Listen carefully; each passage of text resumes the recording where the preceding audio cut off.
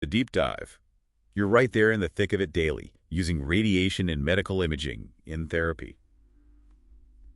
It's this incredible tool, but also, well, something we need to handle carefully. Absolutely. So today we're revisiting radiation and radioactivity, but maybe looking a bit deeper. Kind of peeling back another layer. Yeah, exactly. Our mission is really to connect these core ideas, maybe find some fresh insights, and link them straight to what you're doing, day in and day out. It's fundamental physics, but there's always more, isn't there? There really is. And having that solid grasp, it's just so important for understanding everything from how an image is formed to why we choose a specific therapy. We'll go from the atom itself right up to how we actually, well, see these invisible forces. Okay, so let's start right at the beginning. The atom.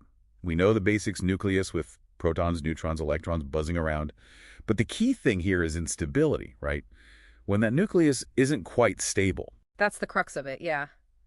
That instability leads to radioactive decay, or transformation, you could say. The nucleus basically sheds extra energy or particles to settle down. And those emissions, that's the radiation we're talking about. Precisely. Those emissions are the radiation. And you've got the main types, like alpha decay. Right, where it kicks out a helium nucleus, reduces the mass and the atomic number. Exactly. Then there's beta minus decay. A neutron flips into a proton, spits out an electron. And an antineutrino. And the atomic number goes up by 1 that time. Correct. And then you have gamma decay. That's often after an alpha or beta event.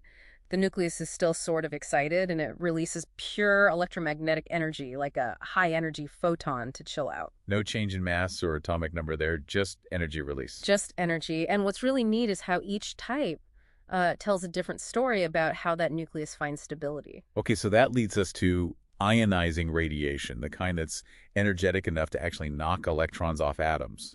That's the type we mostly deal with in medicine, isn't it? That's the one. It creates ions, charged particles, and you can broadly group it into particle radiation, like those alphas and betas we mentioned. They have mass. Right. And then electromagnetic radiation, like gamma rays and X-rays. No mass, travel at light speed. So how do these different types interact with, say, patient tissue? That's critical. It really is. Charged particles, alphas, betas, they mainly cause ionization and excitation directly through, well, electrical repulsion, pushing orbital electrons away as they pass. That's how they deposit their energy. Very localized for alphas, a bit more spread for betas. You got it. Photons, though, the gammas and X-rays, they interact differently. You've got the photoelectric effect. Photon comes in, gives all its energy to an electron, kicks it out. That's big for lower energy X-rays. Giving us contrast in images. Exactly. And then there's Compton scattering. The photon hits an electron, gives it some energy, and then the photon itself scatters off in a different direction with less energy, more common with higher energies. Which could be a nuisance in imaging, causing scatter. Right, degrades the image. But fundamentally, these interactions, photoelectric, Compton, ionization by particles, that's how we see inside the body, and it's also how radiation therapy works at the atomic level. Makes sense. Now let's connect this to the actual stuff you use. Medical isotopes. We hear about fluorine-18, technetium-99 meters, iodine-131 all the time. The workhorses. Yeah. So 18 hours for Pedley. It's got that short half-life, about 110 minutes? Around that, yes. It undergoes positron emission, beta plus decay. And then 99 Niels for SPECT, even shorter, 6 hours, emitting gamma rays. The MAME stands for metasocable, meaning it's in that excited state, ready to release a gamma ray. And etranodol is used for thyroid stuff, much longer half-life, like 8 days.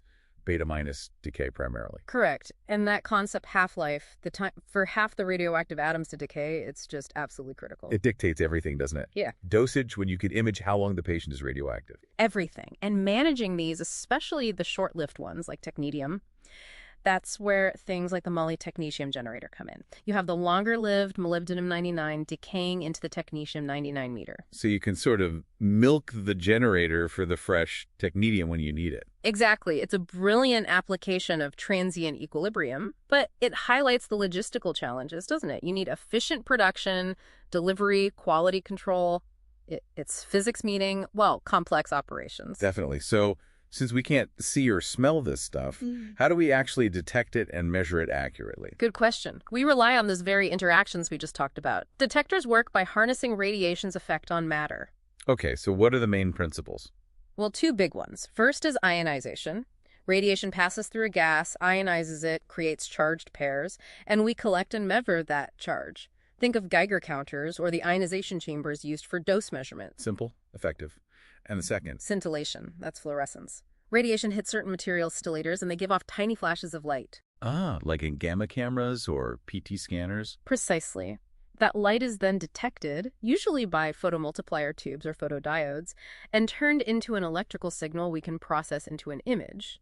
The better the scintillator and detector, the better the image quality. Understanding that helps appreciate the tech inside those machines. Absolutely. It's all about capturing those interactions reliably and efficiently.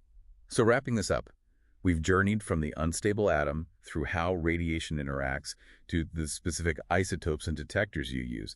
It really shows how this fundamental physics underpins everything. It truly does. Having that deep understanding allows for safer practice, better technique, and it opens the door for innovation. Which leads to a final thought. Yeah, thinking ahead.